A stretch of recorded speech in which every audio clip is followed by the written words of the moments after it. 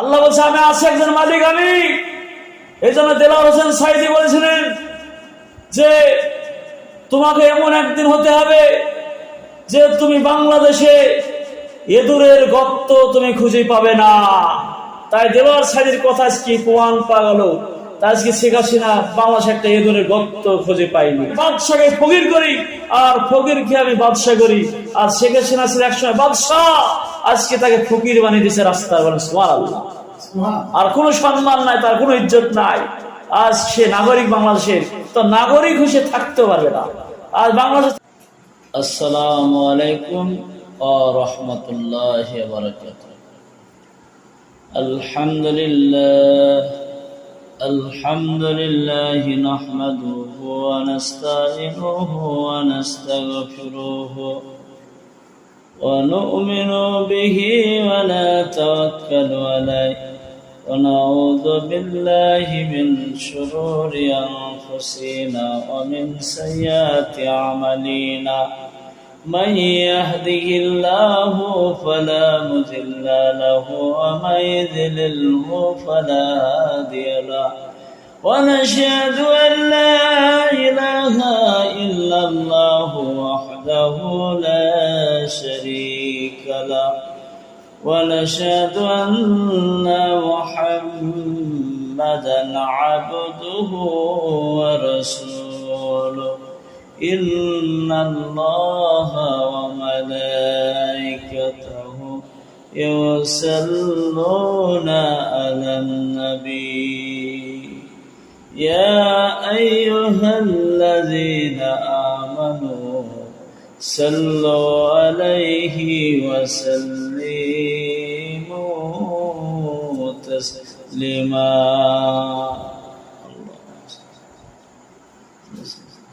فقد قال الله تعالى في القرآن المجيد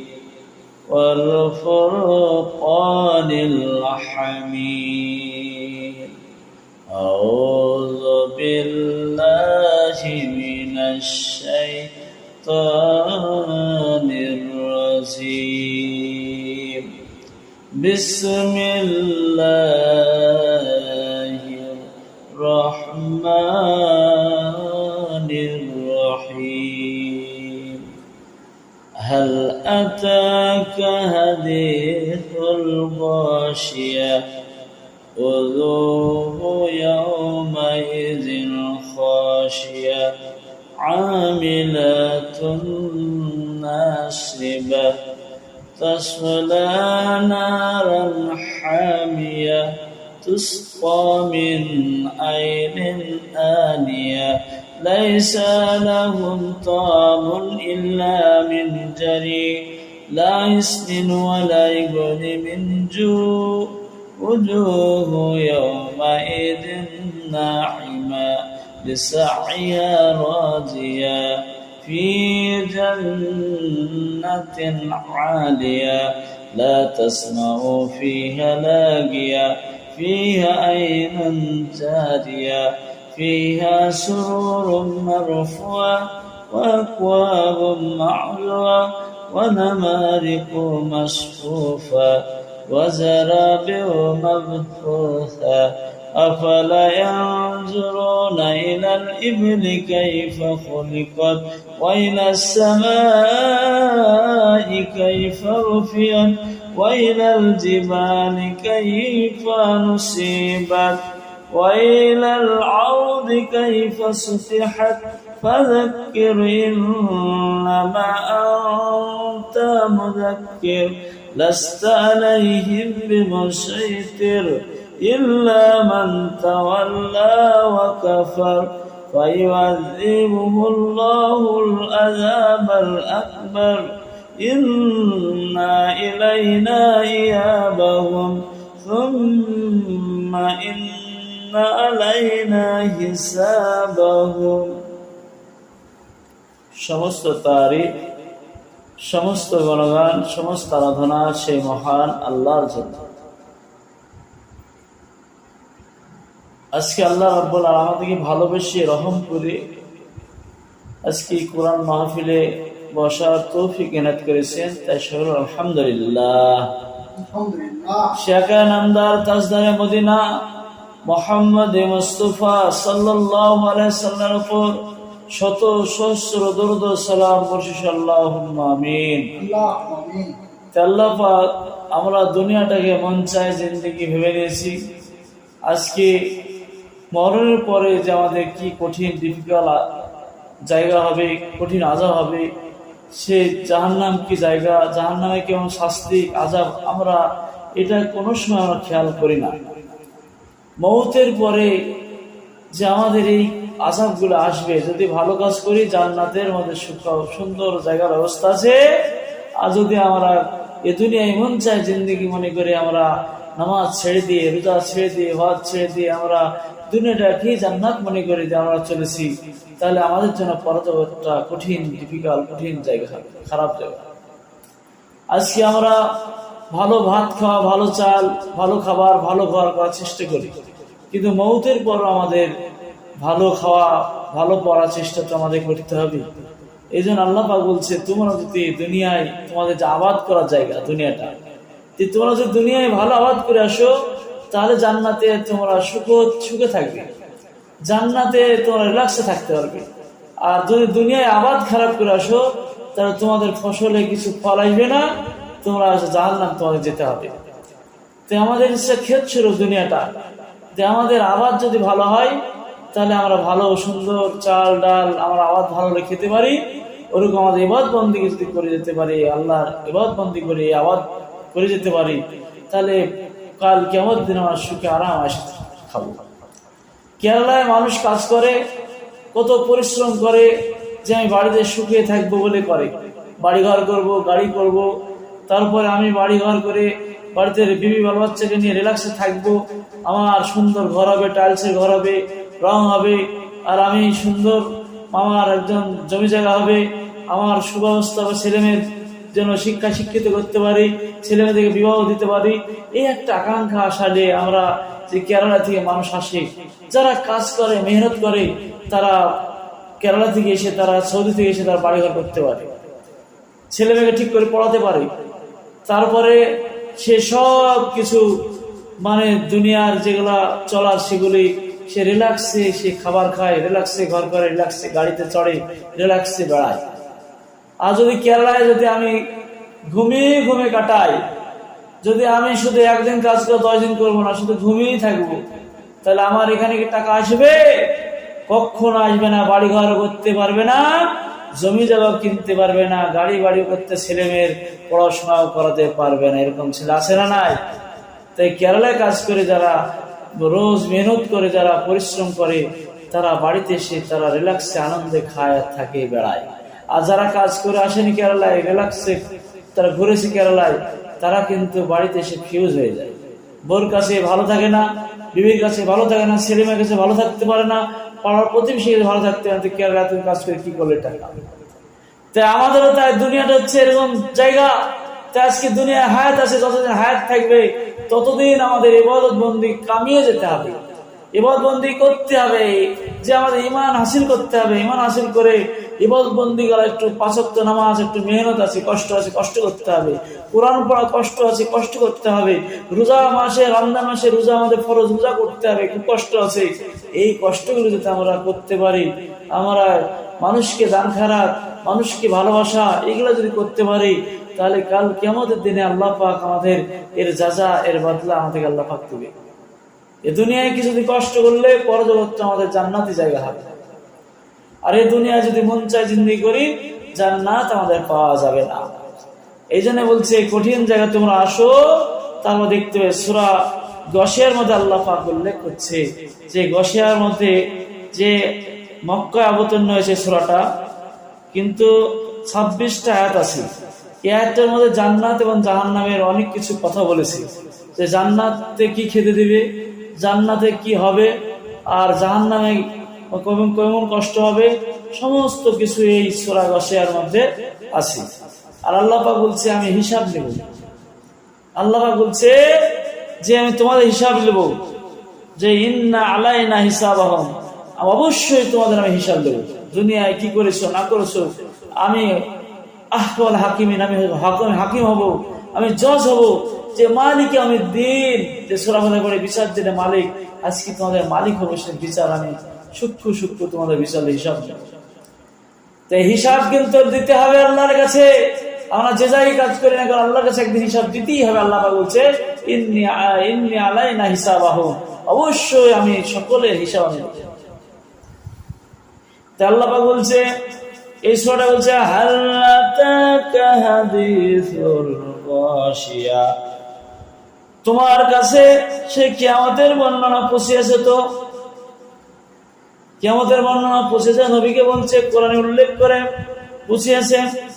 আল্লাহ পাক তারা বলছে উজুহু ইয়াওমাইজিন খাশিয়া, সেদিন বহু চেহারা হবে লাঞ্ছিত, তাদের চেহারা হবে লাঞ্ছিত, পদদলিতর মতন চেহারা হবে।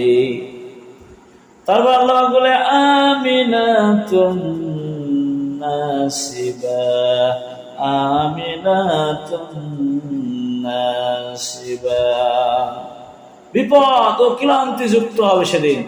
মানুষ বিপদে পড়লে দেখবেন খুব মনটা যেন হাসি হাসি থাকে না, সবসময় ভয় ভয় ক্লান্তি ভাব। রাস্তায় চলে গেলে তোমার কি হয়েছে, মানুষে জিজ্ঞেস করে তোমার কি হয়েছে গো, মনটা তোমার খারাপ, ক্লান্তি ভাব। মানুষে বলে ওরকম কিয়ামতের দিনে তার ক্লান্তি ভাব হবে, তার বিপদ মনে যেন বিরাট বিপদ মনে আছে, সব সময় বিপদ মুখ থাকবে। তারপর আল্লাহ বলছে জ্বলন্ত আগুনে প্রবেশ করিবে, জ্বলন্ত আগুনে আল্লাহ প্রবেশ করবে তাকে, যে দাও করে যে আগুন জ্বলছে, নারন মানে আগুন, বলছে সেদিন জ্বলন্ত আগুনে আল্লাহ পাক আপনাকে আমাকে প্রবেশ করাবে। প্রজ্বলিত আগুন, যে আগুন পাওয়ারফুল আগুন, এই দুনিয়া থেকে 70 গুণ সে আগুনে ফেলবে। তারপর আল্লাহ বলছে তুসকা মিন আইনিন আনিয়া, আল্লাহ পাক বললেন যে তোমাদের কি হয়, ফুটন্ত পানি পান করা হইবে।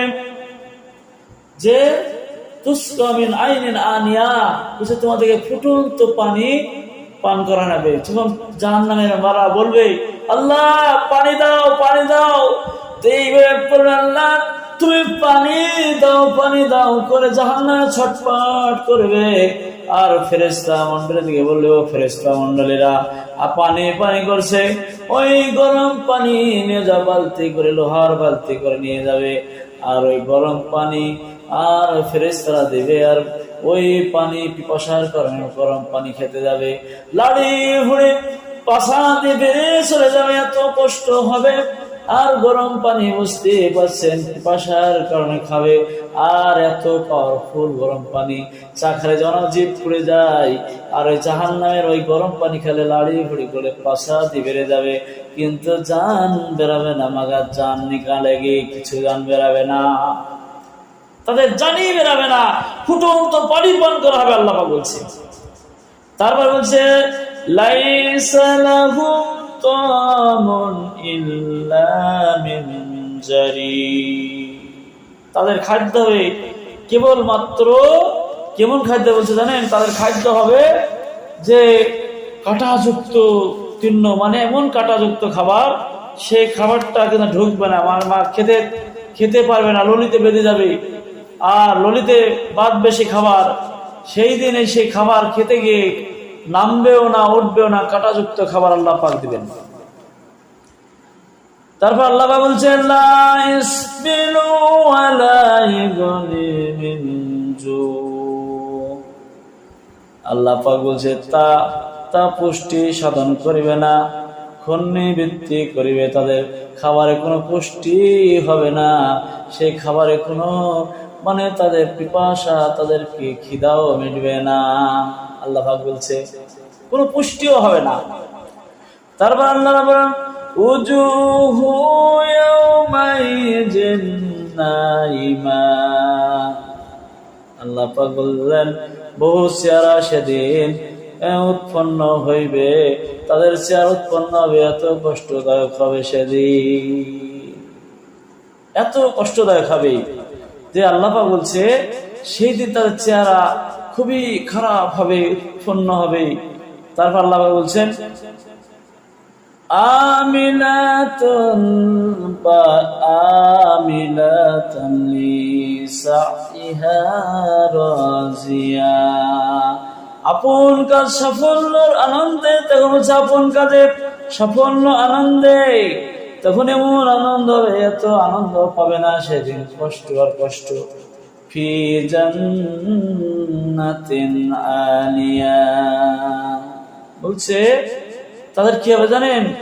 সুমন্য জান্নাতে, তারা সরাসরি তারা জান্নাতে চলে, জাহান্নামে চলে যাবে। তারা বলছে জান্নাতে, ফি জান্নাতিন আলিয়া, বলছে যারা সুমন্য জান্নাতে যাবে। কারা যাবে জান্নাতে? তাও আল্লাহ পাক বলছে, তাও দেখে দিচ্ছি। লা তাসমাউ ফিহা লাগিয়া, আল্লাহ পাক বললেন মানে শুনিবে না তার সেবা বেহুদ বাকা। তারপর আল্লাহ পাক বললেন ফিহা আইনুন জারিয়া,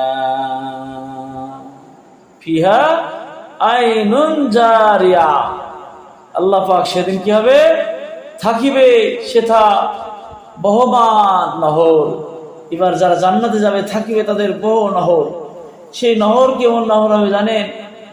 আল্লাহ বলছে সেই নহরগুলা মানে এত সুন্দর পানি হবে আর এত সুন্দর লাগবে। সেই নহরে যেমন পার্কে বাস করে, সেই সমুদ্রের ধারে ওরকম একটা নহর জাতীয় জায়গা, সেরকম জায়গাতে আল্লাহ পাক তাদেরকে জায়গা দেবে। আল্লাহ পাক মানে সুন্দর পার্কের মতন একটা জান্নাত, সেখানে তারা থাকিবে মানে সেথা মানে বহমান নহর, এত সুন্দর নহর। আল্লাহ পাক বলেন ফিহা সুরুরুম মারফুয়া। আল্লাহ রাব্বুল আলামিন সেই দিন উচ্চ আসমান সম থাকিবে, তাদের আসমানটা উচ্চ সম থাকিবে। তারপর আল্লাহ রাব্বুল পাক বললেন ওয়া আকওয়াবুম মা'যুয়া, বলে থাকিবে স্থাপিত পেয়ালা, সাজানো সাজানো সব পেয়ালা থাকবে, পানির পেয়ালা। যেমন আল্লাহ পাক বলছে জান্নাতে বাসীদেরকে মানে আল্লাহ রাসূল নিজে হাউস কাউসারের পানি পান করাবে, এমন সুন্দর পেয়ালায় পান করাবে, সেই কাউসারের পানি নিজ হাতে জান্নাতে দান করবে। একবার যদি এই পেয়ালার পানি পান করে, বলছে মানে এত সুন্দর সুস্বাদু, দুধ হইতে সাদা, মধু হইতে মিষ্টি, আর সেই পেয়ালা যখন পানি পান করাবে সারা বছর জান্নাতে তার পিপাসা লাগবে না। সুবহানাল্লাহ, সুবহানাল্লাহ। তারপর আল্লাহ বললেন, আল্লাহ রাব্বুল আলামিন বলেন ওয়া নামারিকু মাসফুফা, ওই সারিবন্দি বালিশ থাকবে, আর সারিবন্দি বালিশ, এবং নরম নরম আল্লাহ পাক বালিশ দিবে সারিবদ্ধ, মানে মানুষের জামায় আসলে 3-4টি বালিশ থেকে এরকম বহু সারিবদ্ধ বালিশ থাকবে। সেই বালিশে এরকম শুবে আর মাথায় দিবে, আর কত সুন্দর স্পঞ্জ, দুনিয়ায় এরকম বালিশ পাই, সারিবন্দি বালিশ। তারপর আল্লাহ বলেন ওয়া জারাবিউ মাবহুসা, আল্লাহ বলেন বিছায়া রাখা শস্য, এমন সুন্দর বিছায়া রাখা শস্য। তারপর আল্লাহ বললেন আফালা ইয়ানজুরুনা ইলাল ইবলি কাইফা খুলিকাত। আল্লাহ রাব্বুল আলামিন যে তারা লক্ষ্য করে নাই কিভাবে সৃজন করা হয়েছে। তারপর আল্লাহ রাব্বুল বলেন ওয়াইলাস সামাই কাইফা রুফিয়াত, ওয়াইলাস সামাই কাইফা রুফিয়াত। আল্লাহ বলছে এবং কিভাবে আকাশ স্থাপিত করা হয়েছে, ঊর্ধ্বে আমি আসমানটাকে কিভাবে আমি তৈরি করে গেছি দেখো। যে সপ্তম আসমান, সপ্তম জমিন আল্লাহ সৃষ্টি করেছে, এটা কি তোমরা দেখো না? তারপর আল্লাহ রাব্বুল বলেন ওয়াইলাল জিবালি কাইফা নুসিবাত, বুঝে পর্বতমালা কিভাবে স্থাপন করে আছি, পর্বতমালাকে আমি কিভাবে স্থাপন করে আছি সেটা দেখো। যে পর্বত পাহাড়গুলিকে পেরেক স্বরূপ করে আল্লাহ পাক পাঠিয়েছে, যে পাহাড়গুলিকে পেরেক স্বরূপ দুনিয়ার ভারসাম্য করে পাঠিয়েছে পাহাড়গুলিকে। এই পাহাড় ভাঙবেন, বোমারে পাহাড় বাড়তে থাকবে, পাহাড় কমে না, শুধু বাড়তে থাকে, বাড়ে, পাহাড় কমে না। তারপর আল্লাহ রাব্বুল বলেন পর্বতমালা কিভাবে স্থাপন করে আসি,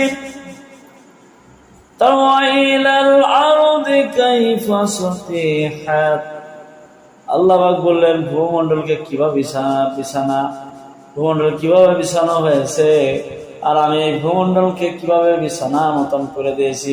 সুবহানাল্লাহ, কিভাবে ভূমন্ডলকে আমি বিছানার মতো করে দিয়েছি। তারপর আল্লাহ রাব্বুল বলেন ফাযাক্কির ইন্নামা আনতা মুযাক্কির, তুমি আল্লাহ বাবা তুমি উপদেশ দিতে থাকো, তুমি কেবল উপদেশ দাতাই। বুঝো নবীকে বলছে তুমি উপদেশ দিতেই থাকো, মানে ফাযাক্কির মানে তুমি বলতেই থাকো, বলছে কেবল তুমি উপদেশ দাতা।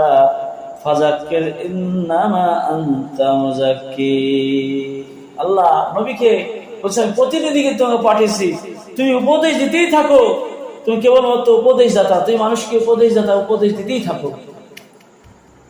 আল্লাহ পাক বললেন। তারপর আল্লাহ রাব্বুল বলেন ফাযাক্কির ইন্নামা আনতা মুযাক্কির, বলে তুমি উপদেশ দিতে থাকো, কেবলমাত্র উপদেশ দাতা। লাস্তা আলাইহিম বিমুসাইতির, নাও তুমি তাদের উপর অত্যাচারী, নাও তুমি তাদের উপর অত্যাচারী। তারপর আল্লাহ রাব্বুল আলামিন বলেন ইল্লা মান তাওয়াল্লা ওয়া কাফার, বলছে ইল্লা মান তাওয়াল্লা ওয়া কাফার, বলছে বেমুখ অবদ্ধ ছাড়া, মানে বেমুখ অবদ্ধ ছাড়া, যারা বেমুখ হয়ে থাকে, যারা অবদ্ধ হয়ে থাকে, ফায়ুআযিবুহুল্লাহুল আযাবাল আকবার,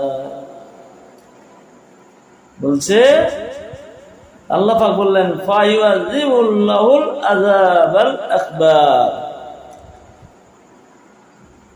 যে কারণ